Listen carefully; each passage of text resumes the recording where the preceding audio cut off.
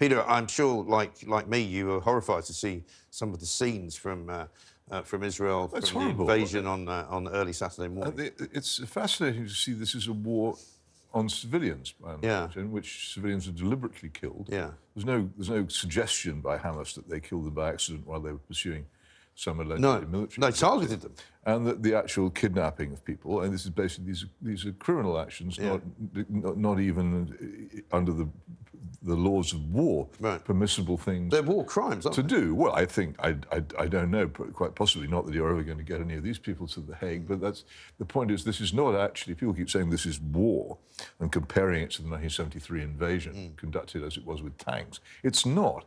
It is like September the 11th, it's a very, very large terror attack designed to have a political and what you might call a public relations effect on the world and on the victim country.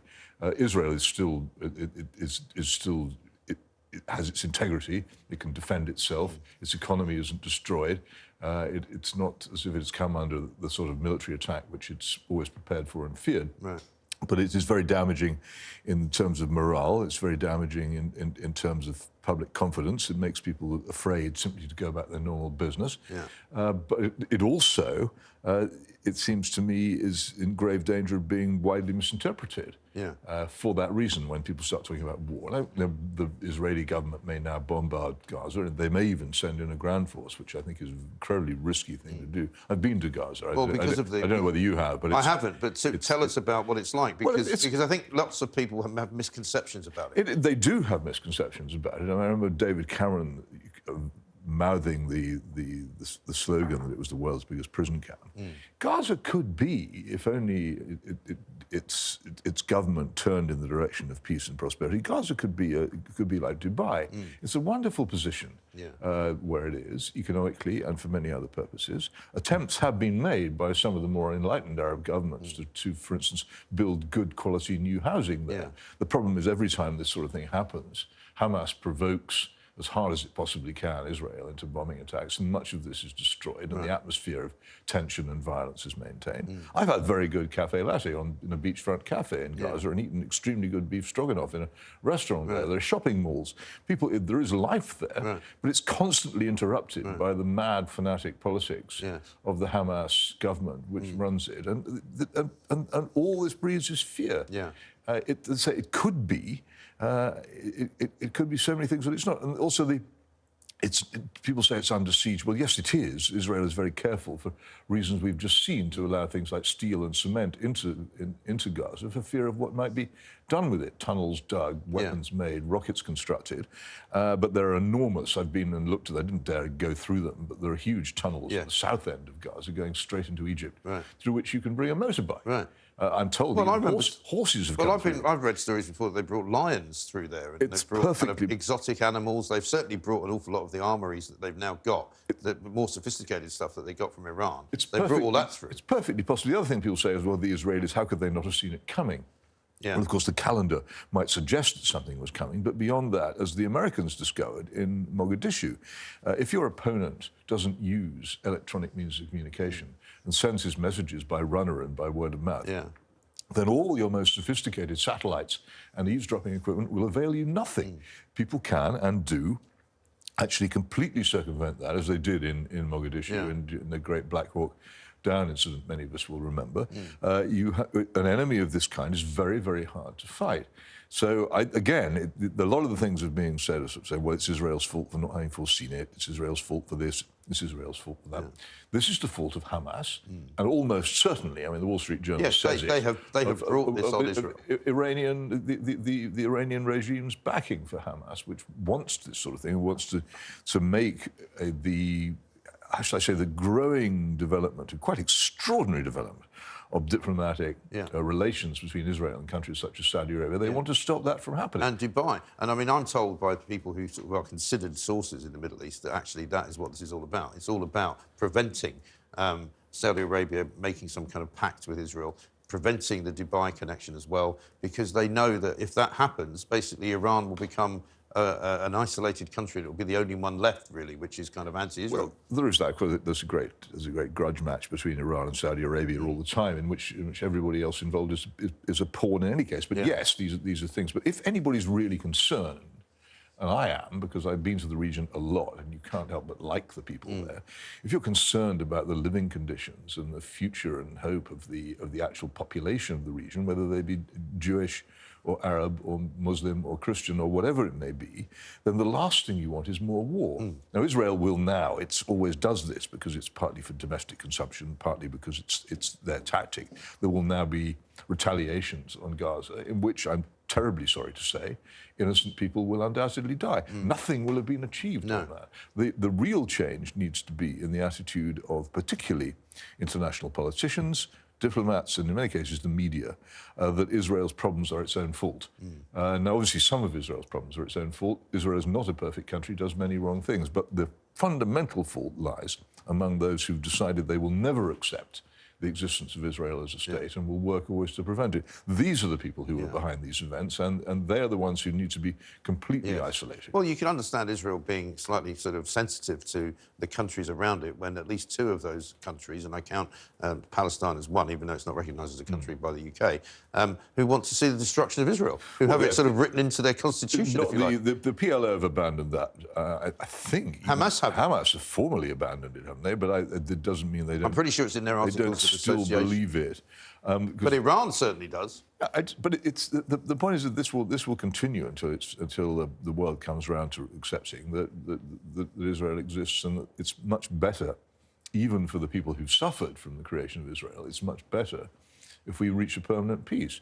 And that people have suffered from the creation of Israel. Even the best Israeli historians will absolutely concede that when Israel was created in 1948 in the war then, many Arabs were driven from their homes. It's a terrible thing. But you can't go back to the situation before that, it seems to me, any more than you could reverse the Indian partition or reverse the horrible but I'm afraid done ethnic cleansing of many Germans from Eastern Europe after the Second World War. You can't go back. What you have to do is make sure those people who are displaced have the best possible conditions. Yes, but now we have a world which is far smaller, I suppose, than it was even the last time this happened, which was probably 10 years ago. And again, as you say, the Israelis went in and sort of carpet bombed Gaza, and now we're back in the same situation 10 years later. But we were seeing some very odd things yesterday, you know, migrant refugee camps in Greece, cheering, you know, crowds of people cheering for Hamas and saying down with Israel. And I saw demonstrations in Barcelona, demonstrations in Birmingham, in Manchester. There's going to be a Stop the War Coalition demo tonight outside the Israeli embassy. It's a very toxic atmosphere. It is, and it's very regrettable, and it's very hard not to be appalled that anybody could rejoice over a thing like that. But the fact that people do shows how this what you might call the general worldwide anti-Israel movement has been allowed to go largely unchallenged. And people go on and on about anti-Semitism in the Labour Party and the Corbynites and all the rest of it. But there does seem to me to be a more general, wider prejudice against Israel among people who would never concede that they were themselves anti-Semitic. No. And yet it does get special treatment. It's not, as I've been there a lot, I've examined for instance, a very sad position, a great missed opportunity of the Arab Israeli citizens. I know the history of it. I know the bad things that Israel has done, and nobody can argue it's a perfect country.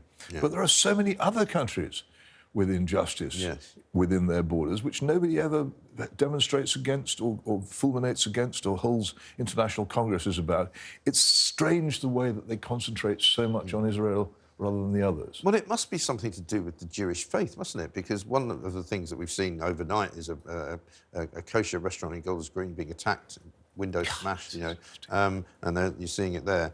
And more of this will happen. You might remember, I think it was last year, when there was a pickup truck that was driving up and down Finchley Road in North London with ISIS flags and shouting death to Jews. I mean, I find it absolutely appalling. But yet, you know, this goes on, and it will go on. And it's just, I don't know what the answer is to stop it. Well, you can probably never stop it. There's something very deep in the bones of the world that's involved here, which is very, almost terrifying and very distressing. But what you can do is you can make it so unrespectable and so marginalised that it no longer has any influence. I think one of the ways of doing this is for the world to stop always acting as if Israel is the source of its own problems and begin to see that there are others. It is possible, and there's an enormous amount of very civilised living together, even now. Though oddly enough, efforts to make peace in Israel have made it worse. You know, I think 40 years ago, Israelis in the area of Israel, which was terrorised yesterday, used to go to Gaza for the nightlife. Right. Can you believe that? Well, I mean, this is the kind of the paradox. Tens of thousands of Arabs from the West Bank and Gaza would go into Israel and work productively and take home good wages. Yes. And then we had these efforts to make peace, and since then it's actually been much worse. Well, this is the thing. I mean, you know, to know that there was a music festival going on literally on the border with Gaza suggests that, you know, normalisation to some extent had kind of occurred in Israel. But by the same token, all of the sort of the counterintelligence work that goes on means that the Mossad and the Israeli Defence Forces are constantly going under the tunnels, going backwards and forwards, you know, infiltrating groups. Same goes for Hamas. There's a sort of issue of non-trust, isn't there? Well, it is. I mean, where it's with the West Bank, there's a lot more closeness. But in Gaza, it is very fenced off. You have to go through a special complex to actually get into Gaza from Israel. It's quite complicated to do. And I have to say, I was surprised by how easily Hamas managed to destroy the fence there. The bits that I've seen didn't look at all easy to destroy. And why wasn't there anybody there to stop them doing it when they did it? I do think there was some slackness there, but then there always is, isn't there? No fence, no guard. Well, it's the old IRA thing, isn't it? We only have to be lucky once. Exactly. It's as simple as that. Unbelievable. Well, Luciana Berger, former Labour MP, spoke to Talk Today this morning. Let's have a look at what she had to say about Jeremy Corbyn's failure to specifically condemn Hamas. I've been appalled that Jeremy Corbyn has been unable to condemn these terrorist attacks, the worst atrocities that Israel have seen, the worst loss of life that we've seen of Jewish people since the Holocaust, that despite repeated questions he was unable to acknowledge and condemn Hamas for carrying out this terrorist action. I've seen this morning an article written by Danny Cohen, the former head of television at the BBC, who's called on the BBC to call out this organisation and its perpetrators for what they are, and they are terrorists. I mean, that is another issue that's happened and has arisen over the course of the weekend, because the BBC, again, are rolling out all kinds of guests who are kind of blaming Israel for bringing this on themselves. And the BBC has form here, doesn't it? Well, my view, I mean, the BBC commissioned a report into its own coverage of Israel to deal with allegations that its coverage is biased against Israel, and that report's never been published to this day. Right. Well, they're probably still doing it. A lot of us watching it, watching the BBC over many years, would say that the BBC's coverage of the region has not been, how should you put it, necessarily totally fair. Right. There are many faces of this, Jeremy Corbyn being one obvious one, but there are less obvious faces of it. There's the general tone of a lot of Western diplomacy and a lot of Western politics, a lot of Western media coverage, is fundamentally more critical of Israel than it would be of any other nation in similar circumstances. Yeah. Less willing to... I mean, everybody will rally around Israel after scenes of this kind. Yes. But see how quickly it dissipates. Yes. Well, the way it's been suggested to me is it will play out as it is at the moment, but soon it will turn into retribution for Israel killing people in the Gaza Strip. Well, Israel would be wise to be extremely careful about whatever it does in the Gaza Strip, because it's not wholly, but a lot of it is very heavily urbanized. If you were to send ground troops into there, you would probably be asking for major trouble, and the chances of finding and they've releasing the people you want are not necessarily that high. And then we get the whole ghastly business of more casualties, of hostages being killed during the attack, and then of the months and years of dragging negotiations where these poor people and their families suffer while eventually a swap is made. And it's awful to contemplate. The people who face this, I mean, you just choke at what they have to undergo. And what have you made of those who make comparisons with Ukraine? Because there was a bit of that going on yesterday as well, where people were saying, well, it's all right if you're Ukrainian to defend your homeland from an invader, but not apparently if you're in Gaza. There are so many differences. I mean, Gaza actually, people often need to be reminded of this. Israel withdrew totally from Gaza some years ago. Israel has no forces in Gaza. It abandoned the kibbutzes and other settlements that were there. It completely pulled out. It claims no jurisdiction over Gaza at all, and doesn't attempt to. And it controls the frontier between Gaza and the outside world jointly with Egypt, an Arab Muslim country. So it's ridiculous to say that this is a matter of sovereignty. Israel said, you can have Gaza. It's all yours. Do what you like with it. And what they like to do with it, in the case of Hamas, not the people, who I very much separate from Hamas, but Hamas is not a democratic, liberal organisation. What the government of Gaza, headed by Hamas, likes to do with it is they like to use Gaza as a base of operations for further attacks on Israel, which has not got any control over them. No, indeed. Let's talk about domestic matters. The Labour Party conference getting underway properly today. We'll be covering that this afternoon, obviously. Rachel Reeves is going to make a statement about planning, apparently, amongst other things. But we watched the Tories last week, Rishi Sunak, with his wife telling everybody that she's his best friend and that he likes rom-coms, and, you know, he's really a really nice guy, you know.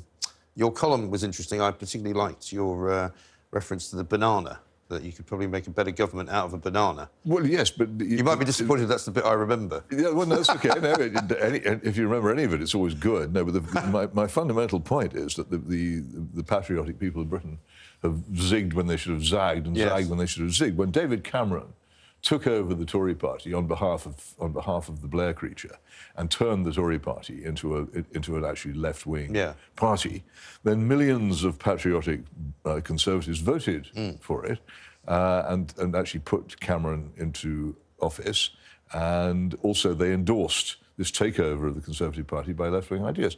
Now, when we face a position when I think a Starmer government will probably be as radical in its own way as the 1997 incoming Blair government was, an awful lot of Conservative patriots saying, oh, well, I'm sick of the Tories now.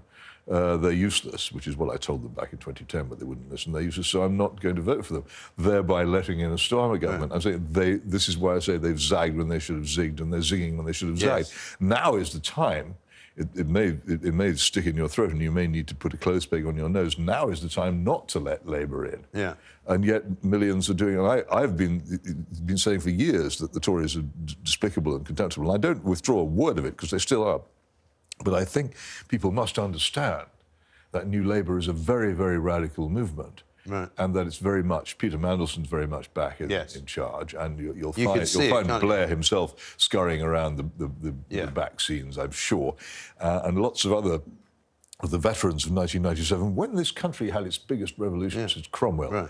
And I don't think that Starmer is going to be idle if he comes to office in changing this country very profoundly. Do you read Aesop's Fables? Yes. Not for a while. My favourite was the fable of King Log and King Stork. A bunch of frogs in a pond.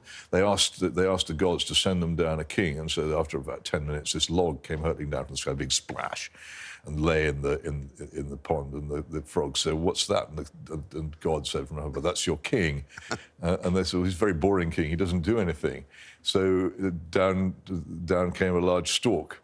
Which proceeded to eat the frogs up. And they said, "What are you doing? What's all this?" And they said, "You wanted a king who did things? You've got a king who does things." You don't, and the thing is, what we've got now is King Log, a Tory government that's indolent, played out, hasn't got any ideas, doesn't know what to do, won't do much harm.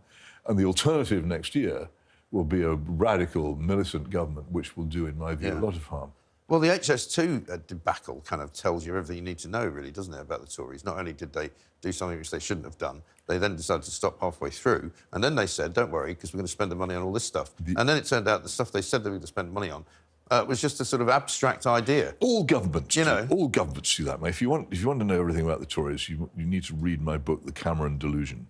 Unavailable at all good bookshops. Well, of course, and you pointed out, read on the subject. And you pointed out, as you say, that yes, the Blair machine was remarkable in the way that it changed Britain, and then sort of handed the baton over to Cameron.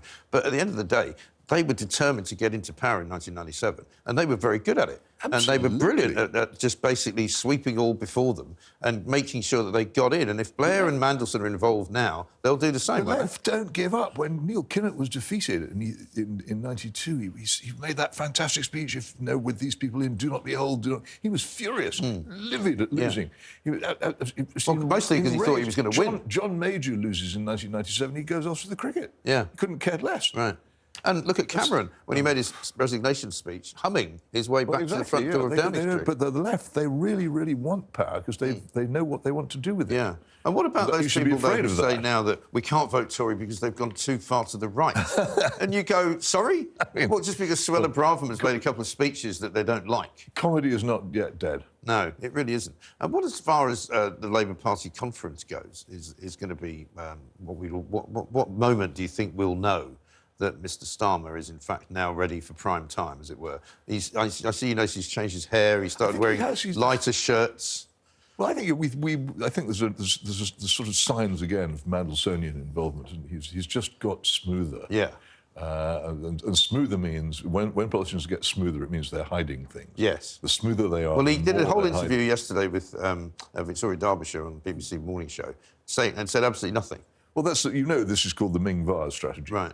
The idea being that he's carrying a Ming vase across a stone floor, and all he has to do is not drop it. He's carrying an opinion poll majority until the election next year. As long as he doesn't do anything really stupid, he reckons he can win.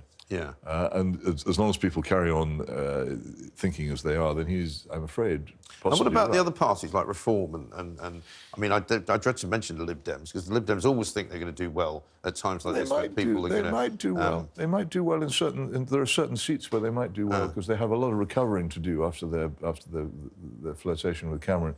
I think they are recovering, and you might actually get again a position where Labour might actually depend on them. You don't know. Scotland is unreadable. Well, Scotland now. One by-election doesn't decide the matter. One by-election doesn't mean Labour's going to sweep back into all its lost seats. No, but Anna Sarwar is quite a sort of significant figure, I think, the leader of the Scottish Labour Party. Yeah. He's a far more interesting guy and a much better politician, I think, than Humza Yousaf. Well, the SNP have been attacking themselves. Yeah. That always hurts. But I still don't think that I used to cover by-elections almost for a living back in the 1980s. And one thing they made a great story in the morning afterwards, and they were fun to do. But the interesting thing about them was, for the most part, they didn't mean anything about what was going to happen next. Yes. They don't tell you. There's much more. Labour has much further to go before it gets back. Any chance the Tories can win? Look, nothing. In 1964, which I can still remember, everyone thought that Labour would win, Harold Wilson would win. The Tories actually had, as a leader, the 14th Earl of Hume, who became a commoner. Yes. A man who confessed he knew nothing about economics and looked like a skull. Yeah. And he came within 4 seats of beating them. Right. And nobody thought it would happen. And if he tried that a little bit harder, he might have lost. So what I say is, never be sure. Very good, interesting.